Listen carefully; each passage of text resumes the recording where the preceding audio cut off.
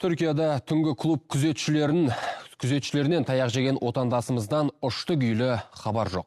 Ұлбосын Малғаждарова күзетшінің бірінің саусағын тістеп алған үшін қамалған болатын.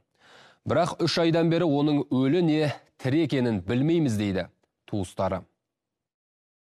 Таяқ жеп тұрып, еще сотталып кеткен бізге қатты тиіп жатыр.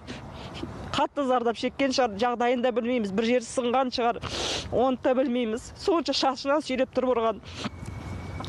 Қалып қалған жерлерін де көрдік видеодан мысалға. Білмеймін енді, адам өлтіріп қойған жоқ қой, соншалықты оны сол жақта шайлап ұстайтындай. Неужели біздің Қазақстанның өкіметі ол қызды бері қарай бізге шығарып бере алмайды, хотя бос жақта Қазақстанда өтейтіндей жазасын. 2 жыл бұрын ақша табу үшін Түркияға кеткен Ұлбосын Малғаждарова биыл шілдеде елге қайту керек болған. Бірақ ораларынан бір апта бұрын құрбыларымен дәмханаға барып, сол жердің күзетшілерімен шексіп қалған.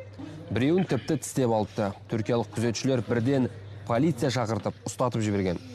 Содан бері қамауда жатқан 33 жастағы Ұлбосынның жақындары Түркиядағы елшіліктен көмек сұрап бірнеше мәрте хат жазыпты. Бірақ дипломаттардан мүлде жауап жоқ. Бірер күнде соты басталатын Ұлбосынның қамауда екенін кәмелетке толмаған қос қызы әлі білмейді де. Сағынғанда күнде айтады, саған анашым деп, біздің жүрегіміз ауырады. Бірақ біздің қолдан келетін ешнәрсе жоқ. Осы біздің жағдай. Посольстводан ешқандай, мен күні қызым айтқанда, мақұл көмек береміз, звондайды деді. Бір апта болды, не көмек, не ештеңе көріп жатқан жоқпын мен. Біз қызымызды білмейміз, тірі ме, бар ма, жоқ.